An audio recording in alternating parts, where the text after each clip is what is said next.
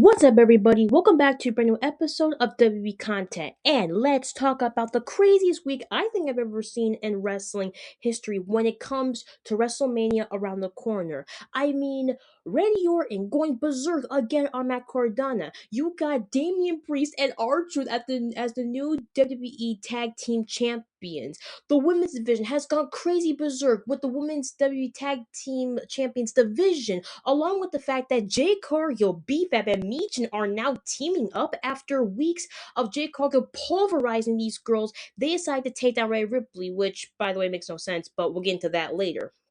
On top of that, we have the Judgment Day trying to bring back gold to the clubhouse. You got the vampire dude, the Heesan, the Hassan, whatever, still cursing people on the in WWE.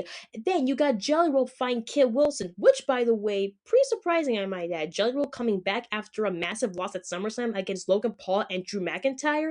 Like, what the heck? Speaking of Drew McIntyre, him and Jacob Fatu could not keep their hands off each other. Like, they were literally fighting all over the arena, and then they fight in the parking lot where, boom, either they fall into a dumpster or they fell on top of a car or a limo. I don't know what it was because we couldn't see because the gate was closed, but in my eyes it had to be a car. Then on top of that, Oba Femi body slams the beast Brock Lesnar himself. Like, what the heck is going on here? I gotta tell you, the start of the week, cutting it close to WrestleMania, was by far the craziest thing I've actually ever seen. I mean, again, Monday Night Raw, the start of it, the night before my 20th birthday, I see Oba Femi doing a power bomb to Brock Lesnar, which, of course, that was a for sure yes to Brock Lesnar for his open challenge at WrestleMania. So we're gonna see the ruler, the two-time NXT champion, former North American champion of NXT, will be facing the beast himself, Brock Lesnar. Oh my god, my dream match has actually come true. Honestly, I've been waiting for this. The second Oba Femi went to the main roster, I said, I want him to fight Brock Lesnar. I want him to fight Gunther. I want him to fight Bronson Reed. I want him to fight Braun Breaker. Then we went to SmackDown. I want him to fight Aleister Black. I wanted him to fight one of the MFTs, maybe Tamatonga, Tamaloa, or Talatonga because he's freaking huge. And maybe one of the White Six guys, the tall dude, I forgot his name, but I definitely want Oba to fight him sometime when he goes to SmackDown. But Monday Night Raw, it was just berserk. And then we get to, of course, the recap of Finn Balor being betrayed by the Judgment Day. Again, we all knew that was going to happen. Like, come on. It's literally a pattern. It's the same thing every time. Once a new member comes in, they kick out the old members, and that's it. But what kind of bothered me a little bit was how Liv Morgan was stating how she's been wanting to kick him out ever since she joined. Um, do you not remember Finn was the one that told you to flirt with Dominic? Wasn't Finn the one that told Dominic to go after you and leave Rhea Ripley? Like, Finn Balor was planning to have you in the Judgment Day as soon as Rhea Ripley was out due to injury. So now all of a sudden you're saying that was your plan the whole time, to take out Finn Balor so you can take over the entire group. I'm sorry, but are you that delusional, Liv? Like, are you delusional? Again, Finn was the one that brought you in. Finn was the one that told Dominic to go after you and leave Rhea Ripley behind. Like, are we missing that? Oh, and then of course JD. I mean, if it wasn't for Finn Balor busting his butt to get you in the group, and then on top of that, he almost saved you from certain amounts of injuries from Damian Priest, from Rhea Ripley. And then that's when I know where bam, he backstabs you. Like, what the heck am I missing here, guys? Like, I like how the fact that they were saying that he was holding them back, which I could see from time to time he actually was holding them back when it came to title opportunities, when it came to the Royal Rumble matches. Like, he did kind of hold them back a little bit. And then let's not forget, Dominic was the one that told him to go after the Intercontinental Championship against Braun Breaker. He was the one that backed out of the Elimination Chamber qualifying match and put Finn Balor in against Seth Rollins. Like, what? I feel like they're missing a few key moments about what happened what happened before the Judgment Day turned on Finn Balor. But of course, Finn Balor's out, which means we might get Dominic versus Finn Balor WrestleMania. If that's the case, I am sold. Now, again, Monday Night Raw was a definitely crazy night, and I'll never forget it. But then let's get to SmackDown. Like, SmackDown was, I think, one of the craziest things I actually ever saw. Like, but then when it came to Randy Orton, of course, talking about the legacy he wants to leave before he leaves WWE for good, like retirement, hanging up his boots, whatever. He said, "I don't remember as the guy with the smiles, the guy who signs the kids, the kids' action figures, the high fives I give them. I want to be remembered as the guy who wins the most titles around my waist for the WWE. Let's not forget, he's at champion number 14. If he gets to 15 at WrestleMania, he might be able to beat John Cena's record. If that's the case, I want to see that. Like, I want to see Randy Orton beat Cena's record because, like Cena said, if someone beats him and gets to 18, he would congratulate, walk up to the man, shake his hand, and say, "Congratulations, you done it." If that's Randy Orton, I so want to see that before Randy Orton retires. Now, speaking of retirements and stuff, I mean, honestly, let's talk about Gunther actually for a second because the last few podcasts I didn't want to talk about him, but you know what? I want to talk about him because so far he has done nothing thus far as retiring wrestlers. I mean, people have been saying he could retire Rey Mysterio, he could retire Seth Rollins, he could retire CM Punk, he could retire Roman Reigns, he could retire anybody that's still in WWE from the Ruthless Aggression era or the PG era. But so far, they haven't mentioned any matches thus far for Gunther at WrestleMania. Now, I don't want to say I want him to be at WrestleMania because one, he's boring. Two, his only good thing he does is a chop or whatever he wants to call it, and then his promos are weak. I'm sorry, but every time he talks, it's like nails on a chalkboard, and it hurts my ears so bad. So honestly, if he has a match at WrestleMania, I mean, I'm still gonna watch WrestleMania, but I don't think I'm gonna watch his match specifically. I might just take a break or something, get something to eat, and then after the match is over, I go back to the matches I want to see. Which of course I want to see Dom and Finn. I want to see Rhea Ripley and Jay Cargill. I want to see Brock Lesnar and Oba Femi. Like, those are the key matches you want to see and be in the moment with. Gunther, not so much. Now, circling back to SmackDown, what a first match! No, better yet, the start of SmackDown. Drew McIntyre and Jacob Fatu getting into a fight in the freaking parking lot. And then they fight into the arena. Drew McIntyre is talking all this smack, and then Jacob Fatu, after he gets into a car accident, he still comes out and beats the crap out of him. Like, I'm sorry, but give these guys a match at WrestleMania.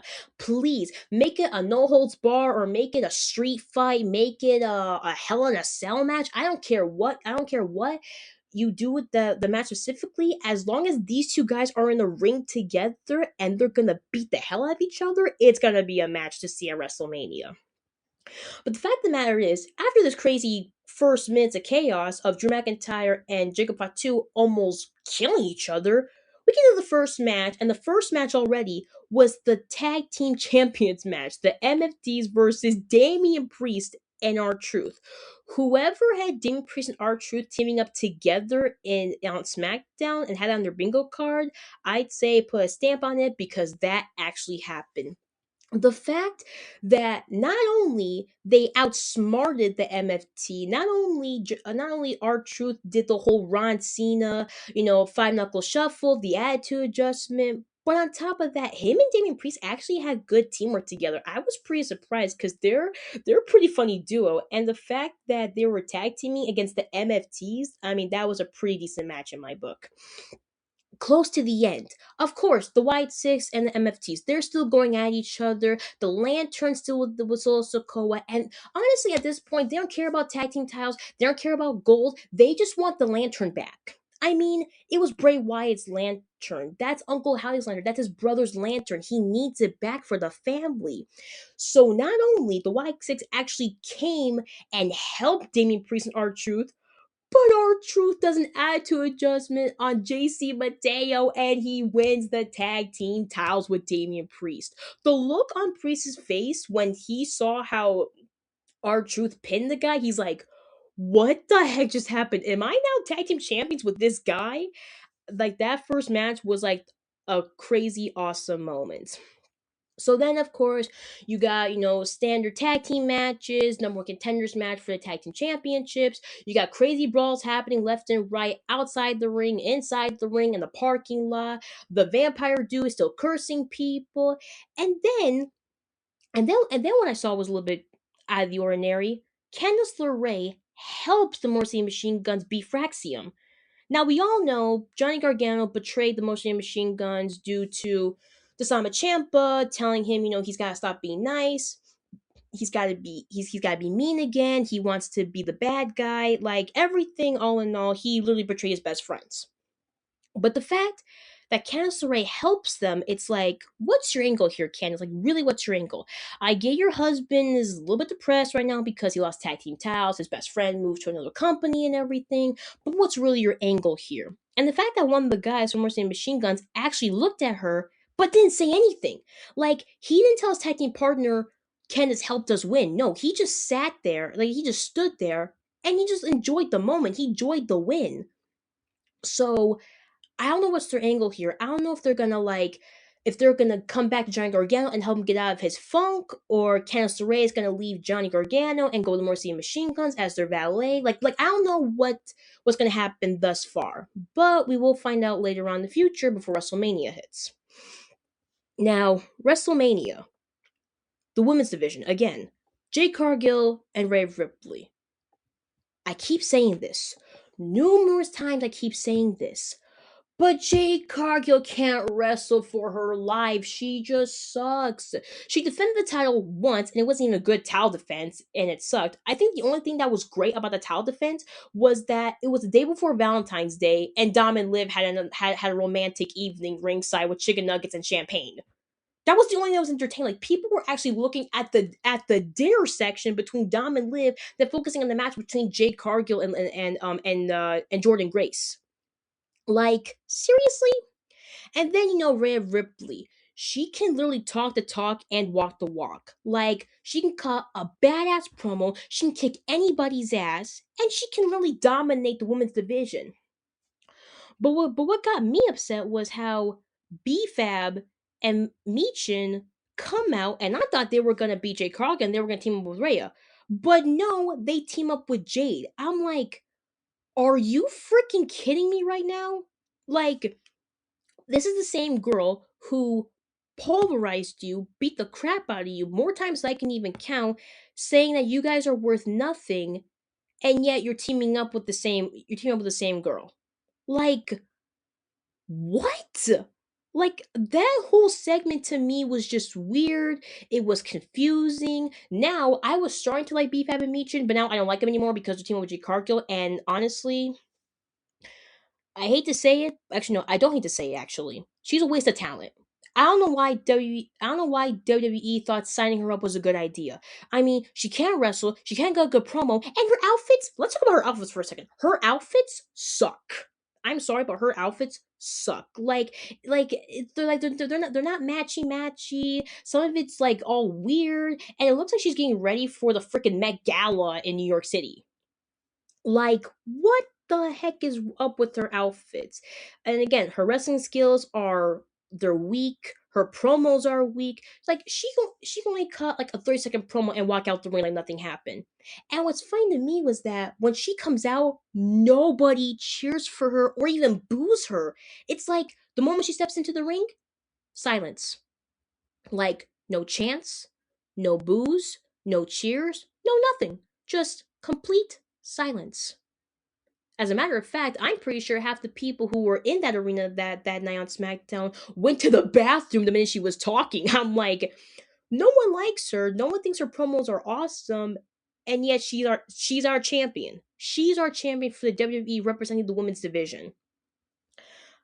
I just hope that Rhea Ripley beats her at WrestleMania. Like, I want Rhea Ripley to beat Jade Cargill, to be the women's champion on SmackDown, because once she wins, she's going to take over the entire women's division by storm on the SmackDown roster. Now, speaking of the SmackDown roster, I don't know if the Bella Twins are free agents. I don't know if they're signed to Raw or SmackDown, but they've been coming and going on different brands. So they came back after Royal Rumble saying they want to solidify their legacy still and become the women's tag team champions. When it came to that, Charlotte Flair and Alexa Bliss, they wanted their rematch against Nia Jax and Last Legend. So of course it was a 2-for-2 situation. You got the Bella Twins versus Lash and Nia. Then out of nowhere, instead of them winning either or retain the tag team champions, they decided to end it in a no contest because Nia got into a fight with Charlotte. Next thing you know, all three of the tag teams are fighting. You got the Bella Twins fighting Alexa and Charlotte. Then you got Nia and Lash pulverizing the Bella Twins and Alexa and Charlotte. Like, what the heck? I'm sorry, but if I do not see Lash, Nia versus Alexa, and Charlotte versus the Bella Twins at WrestleMania, I mean, what are we even doing here, people? What are we even doing? Or better yet, they should make a TLC match at WrestleMania for the Women's Tag Team Championships. Think about it. If we can have a TLC match at SummerSlam with all the guys, they had the Wyatt Six, they had Morrison Machine Guns, they had Fraxium, they had Andrade and Ray Phoenix, they had DIY. I mean, what better way to have an awesome match at WrestleMania than have a TLC match with the Women's Tag Team Championships? I mean, you got the Kabuki Warriors, you got Bailey and Lyra, you got Alexa and Charlotte, you got Nia and Lash, and then you got the Bella Twins. Like, please put that in writing and please put that on the match card of WrestleMania, because I would totally see that match happen either on day one or day two. Now, let's get to the ending. Randy, he keeps saying how he keeps listening to the voices in his head. Now, after what happened with Cody, the voices are telling him to stay like this and be the champion that he always wanted to be. Of course, he continues to fight Matt Cardona backstage. Jelly Roll tries to talk him out of it. Randy goes to apologize to Matt Cardona, but next thing you know, he gives him a low blow. So, my guess is this. It's like the good guy side of him versus the 2009 Randy Orton are talking to each other. They're battling each other in his head. Like, what should he do for WrestleMania? Does he want to be the good guy and shake everybody's hand and and sign autographs? Or does he want to be the 2009 prime Viper that we all remember? The scary Randy Orton, the one who scared kids, the one who was completely all over the place, who couldn't control himself when it came to the voices in his head, the one who made it to WrestleMania as the Viper, the one who beat John Cena, the one who was the youngest WWE champion at the time when the Ruthless Aggression started. Like, which Randy Orton does he want to be? But I think he already answered that question when he beat Matt Cardona. And from that point on, it's like, I think we know which Randy Orton he wants to be. So now, like I said, we have the prime 2009 Randy Orton back. I kind of missed the guy. Even though he was a little bit scary, he was still a badass fighter. I'll give him that. But then, not a second later, Drew McIntyre and Giga Fatu are fighting in the parking lot again. It's like, oh my god. Like, please give him a match. Please. And the fact that they're fighting over a railing and then they fall into, I want to say a car. It's like, the second that happened, the show is done. Like, the show is literally done. And I'm like, okay, so are we not gonna see them, trying to get them off the car? Are we not gonna see them still fighting? Like, what happened? Either they're gonna show some, you know, blackout scenes of what happened after SmackDown went off air, or we just might see another fight happen between Jacob and Drew this week on Friday. Either way, I just want to see that match happen at WrestleMania. Either no holds bar, or an iron match, or Hell in a Cell, street fight, whatever the case is. Just give me that match at WrestleMania, and I'll be happy. But oh my god, I still can't believe it. Like, I still cannot believe what I just witnessed on Raw and SmackDown leading up to WrestleMania. And then AAA, we now have a new Rey de Reyes winner, El Grande Americano, and now he gets to fight Dom Mysterio for the AAA Mega Championship. For all the AAA fans out there, we all know Dom is the champion, El Grande Americano is now number one contender, but he's still having issues with the original Grande Americano, so who knows how that's going to end. For me, I hope it ends at WrestleMania where it's a mask versus mask fight, because that would be freaking hilarious. So far now, WrestleMania, like this WrestleMania season has gone completely berserk. Injuries left and right, Seth Rollins making a return, Randy Orton becoming a bad guy again, um the Judgment taking out Finn Balor. Like, so much craziness has happened. Now, I do not know how WrestleMania is gonna end, but I'm very excited to see how it's gonna start. And the aftermath after WrestleMania, oh man, that to me is just the beginning. Because after that, we have a whole nother year of crazy fights. We got Backlash, Saturday Night Main Event, Clash in Italy. Yes, Italy. They're going to be in Italy for a PLE. That's going to be freaking amazing. Like, we still have a lot more fights to come. But WrestleMania either ends good or ends bad for us. It's going to be a show to remember, and it will happen in Las Vegas for the second year in a row. Well, that's all I have for today, guys. Be sure to watch Monday Night Raw, 8 Eastern, 5 Pacific, where we will see Penta defend the Intercontinental Championship against Dirty Dominic Mysterio. We're gonna see Brock Lesnar say his piece about what happened between him and Obafemi. Seth Rollins might make a return again with the Masked Men Army, and then we're gonna see the Usos pulverize Austin Theory and Logan Paul. Now that is gonna be a crazy match to see. Hope you guys have a good rest of your week, and I'll talk to you guys soon.